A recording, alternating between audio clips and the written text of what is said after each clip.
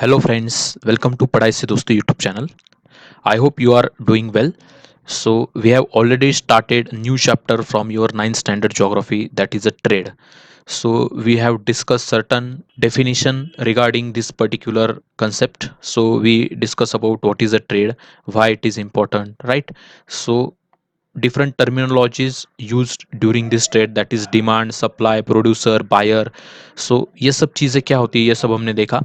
How demand is created by different people in the market and how there is a supply from different manufacturers, that also we discussed about. Okay, then we discuss about the wholesale market committees, their role. Okay, so what is a demand, what is deficit, what is surplus. Okay, so all these things we discussed, and how this demand and supply cycle, it affects the trade और it affects the prices of different commodities, that also we discuss.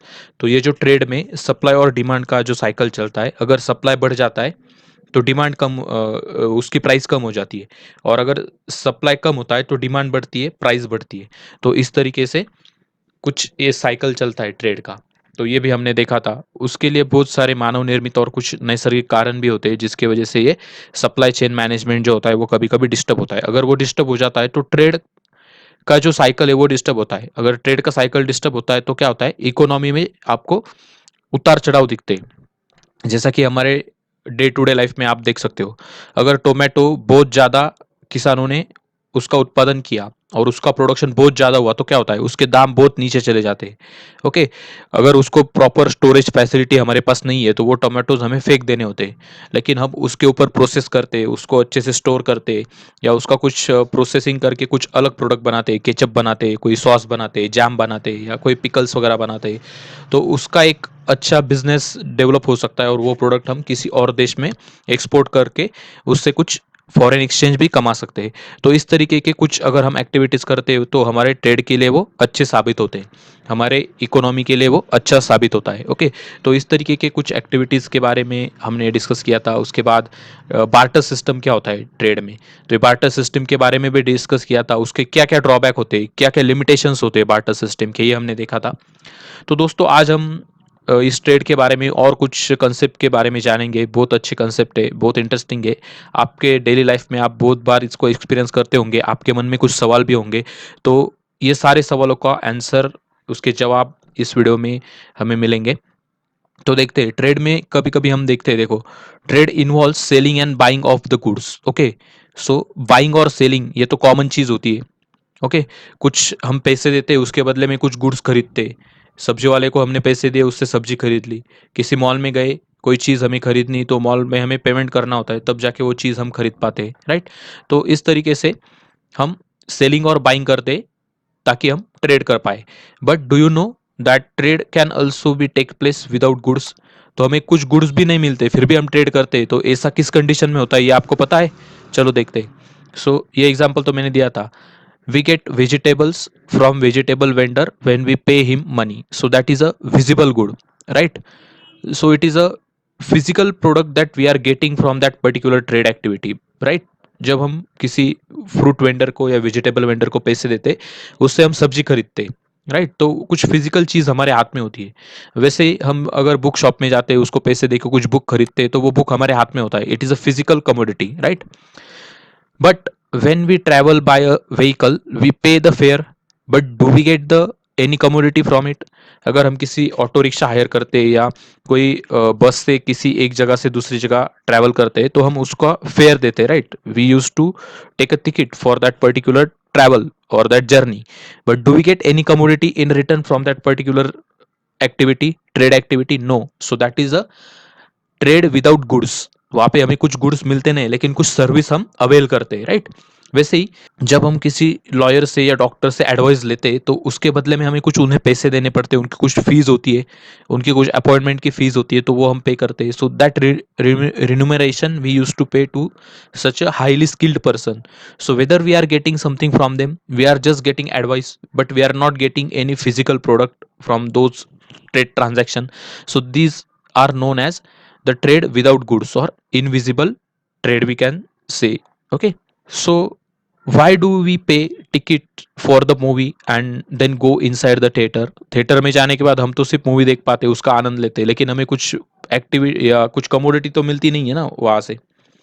आप बोलोगे popcorn मिलता है, Coke मिलता है, लेकिन उसके भी हम पैसे पे करते हैं, लेकिन as such we don't get any commodity when we are buying any ticket for movie. So we are getting some entertainment activity over there for few hours and we are paying for that. Okay, so we are availing again a service, not a good. So you pay cash or money for getting your hair cut. So here cut करने के बाद तो आप बोलोगे यार मेरे जो hair है वही उसने ले लिए, कट कर दिए, तो उसके लिए क्या पे करना, लेकिन पे करते हैं हम लोग, क्यों? क्योंकि हम उससे सर्विस अवेल करते हैं।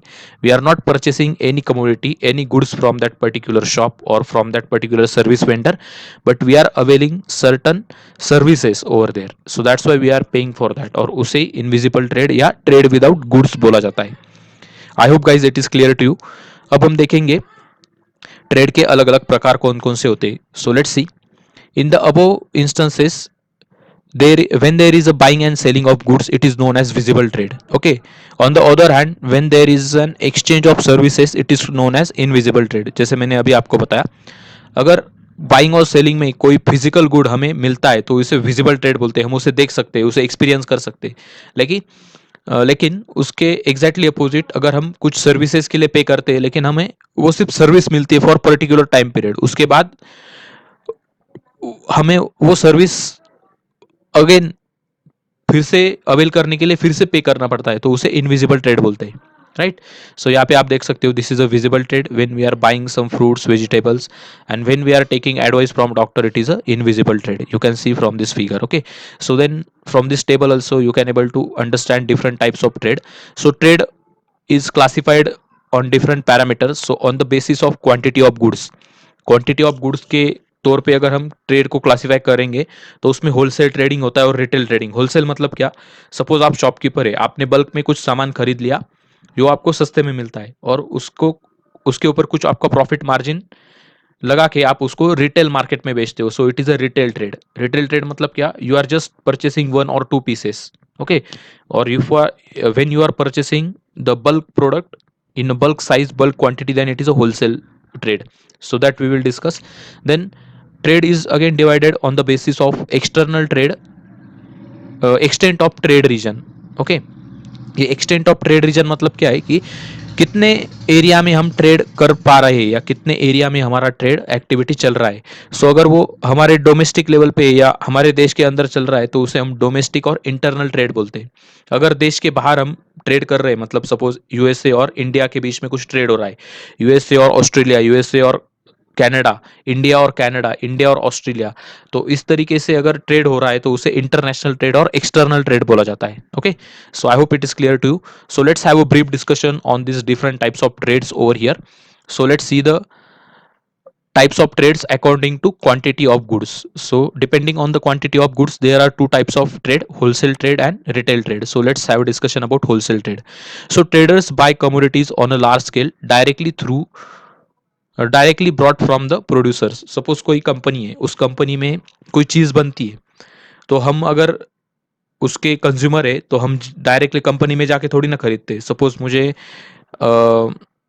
मोबाइल चाहिए, तो मैं मोबाइल कहाँ से खरीदता हूँ? किसी मोबाइल शॉप में जाके खरीदता हूँ या कोई online online portal Amazon Flipkart से खरीदता हूँ।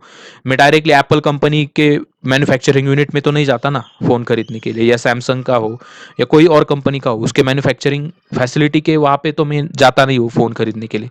वैसे ही कोई भी चीज़ मुझे खरीदनी है मार्केट में, बल्ब खरीदना है, ट्यूबलाइट खरीदनी है, या कोई भी चीज़, पेन खरीदना है, नोटबुक खरीदना है, कुछ भी खरीदना है, तो उसके मैन्युफैक्चरिंग प्लांट के यहाँ पर हम जाते नहीं है वो खरीदने के लिए, क्योंकि हमें जो क्वांटिटी चाहिए होती है वो बहुत कम होती है। I need either one or two pens only for my exam or for my use. I need only one smartphone, okay, for my personal use. So why I reach to that particular producer if it is not beneficial for me? Okay, so इस तरीके से एक पूरा trade में कुछ चीज़ें होती है। तो वैसे होलसेल ट्रेडिंग क्या होता है कि इसमें जो भी डिस्ट्रीब्यूटर होता है या जो भी शॉपकीपर होता है वो क्या करता है कि कमोडिटीज को किसी पर्टिकुलर प्रोड्यूसर से बल्क में खरीदता है और बाद में रिटेल मार्केट में उसे बेचता है जहां से हम खरीदते हैं वो product. Okay, so the commodities are also sold on a large scale to retail traders. Okay, जो रिटेल ट्रेडर होते हैं, शॉपकीपर होते हैं, वो बल्क में खरीदते हैं और हमें एक एक पीस या दो दो पीस जैसे हमारे रिक्वायरमेंट है उस तरीके से हमें रिटेल में बेचते हैं। So this is known as wholesale trading. आपके यहाँ पे भी आपने देखा होगा, कोई किराना शॉप है तो किराना शॉप में देखो शुगर होती है, तो वो क्या करता है, एक ट्रक आता है उसके दुकान पे और बहुत सारे शुगर की बोरियां वहाँ पे खाली करके जाता है। और हम हमारे लिए जो पर्सनल यूज़ है हमारे घर में, तो हम जब शुगर खरीदते कितने खरीदते हैं, 10 किलो, 15 किलो, 20 किलो। हम ऐसा तो नहीं करते ना कि डायरेक्टली बोरी उठा के लाते हैं। बहुत कम इंस्टेंसेस पे ऐसा होता है, जब कोई बड़ा फंक्शन हो वगैरह तब ठीक है। लेकिन जब हमारे पर्सनल यूज़ के लिए हमें कोई भी चीज़ चाहिए तो हम रिटेल शॉप से वो खरीदते हैं, ना कि किसी प्रोड्यूसर से या किसी मैन्युफैक्चरिंग प्लांट से हम खरीदते हैं। तो इस तरीके का जो ट्रेड होता है, जो सिर्फ किसी प्रोड्यूसर और फैक्ट्री वाले किसी होलसेलर को उनका माल बेचते हैं इन बल्क क्वांटिटी में, उसे होलसेल ट्रेडिंग बोला जाता है। So wholesale traders buy goods on a large scale from industrialists or from farmers, etc. For example, the orchard owners of mangoes and oranges sell their entire production to wholesale traders. Okay, आपने वो एक movie देखा होगा, हापुस नाम का एक movie है। जो हापुस मैंगो होता है, हापुस का आम होता है रत्नागिरी सिंधुदुर्ग में, तो उसके ट्रेडिंग के रिलेटेड ये मूवी है। अगर आपने देखा नहीं है तो जरूर देखिएगा, ये मूवी मराठी मूवी है हापुस नाम से। You will get the entire knowledge about this wholesale trading, how this wholesale trading happens, or what are the limitations in front of different farmers regarding this wholesale trading, how they overcome these limitations and all these things. You will get very well idea about it. So I hope guys it is clear to you what is wholesale trading.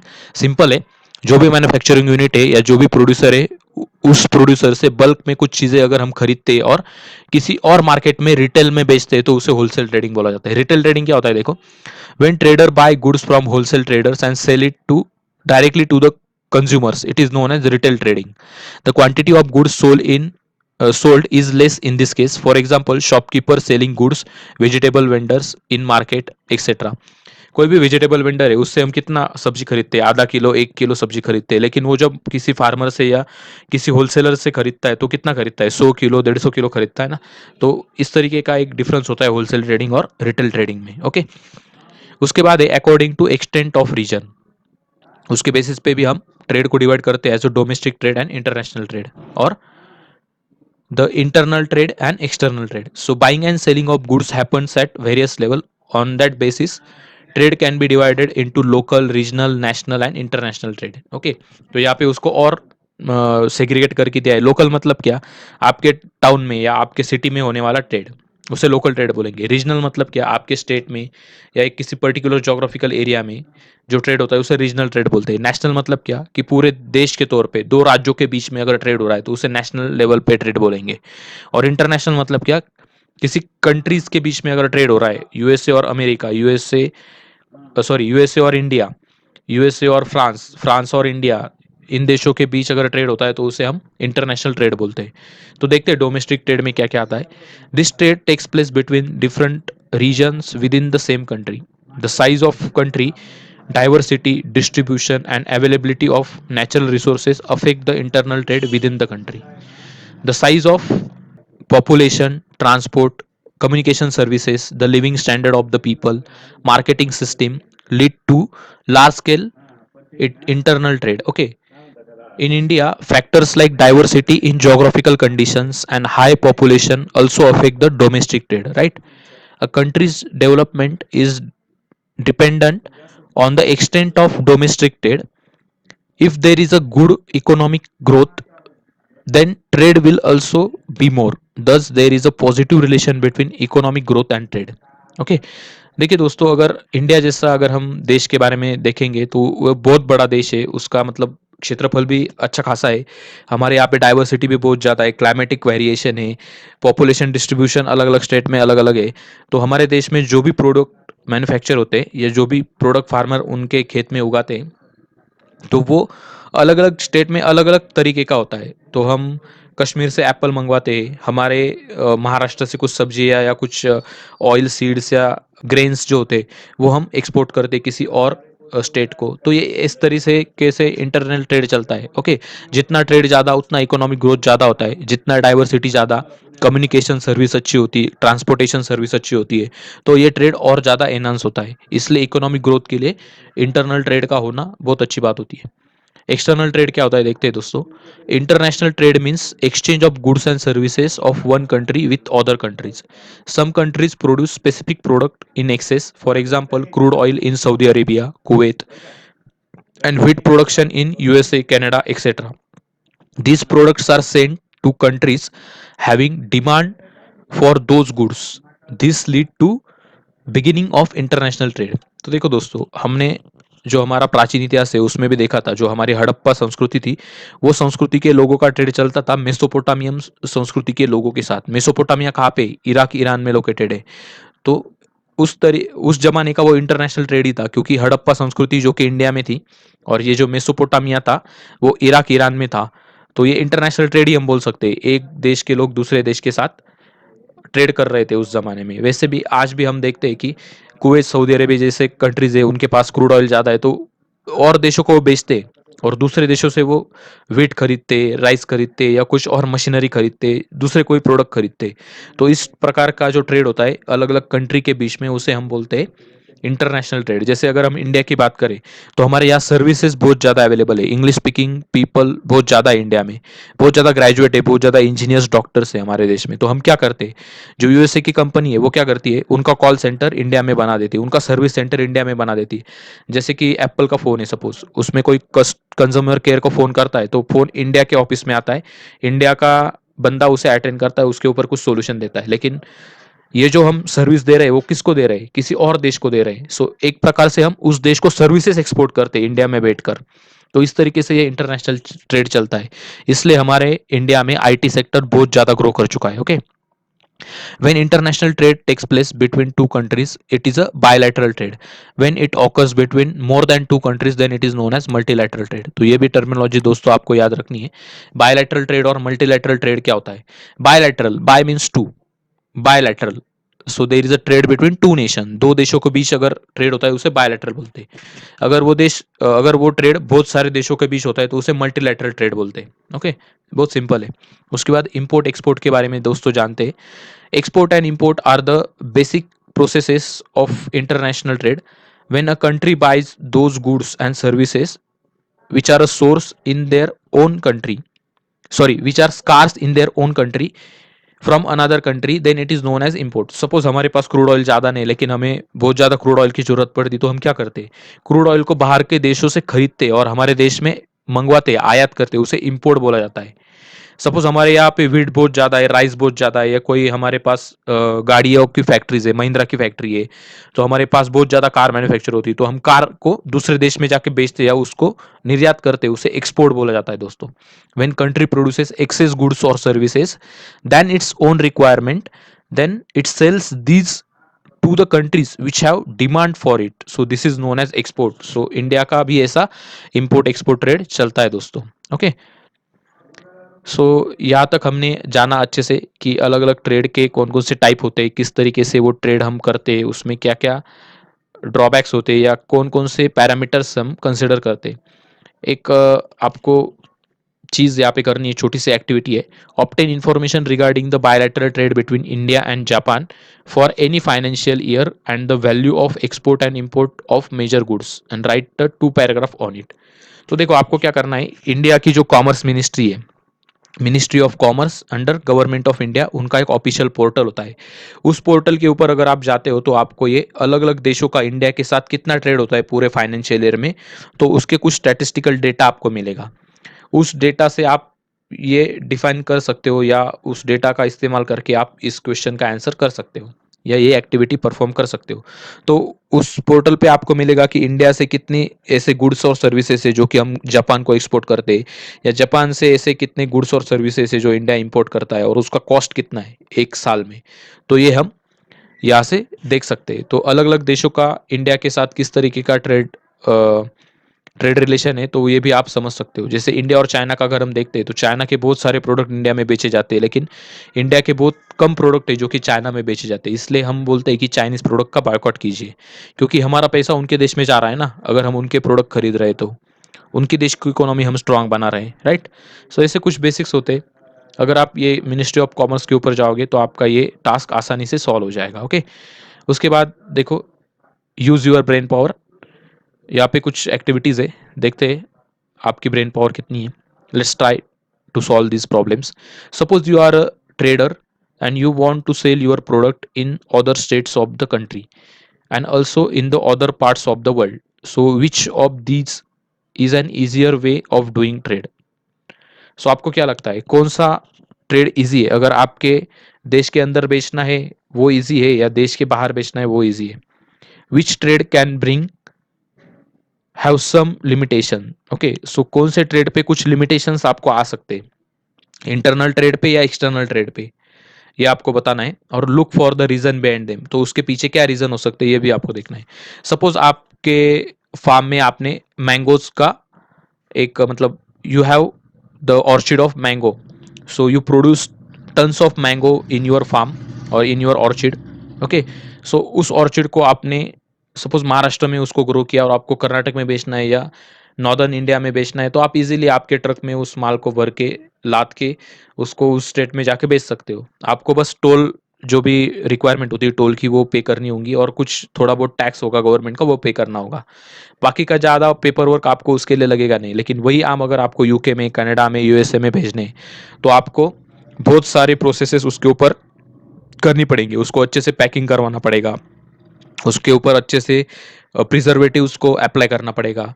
जो भी international trade के related कुछ कागजात होते हैं, कुछ licence होता है, वो आपको लेना पड़ेगा, ओके। तो ऐसे बहुत सारे कंडीशंस होते हैं जो आपको फुलफिल करनी पड़ते हैं। इसलिए जो इंटरनेशनल ट्रेड होता है वो थोड़ा सा डिफिकल्ट होता है compare to the local trade और इंटरनल ट्रेड, ओके। तो इसके ऊपर आप और रिसर्च कर सकते हो।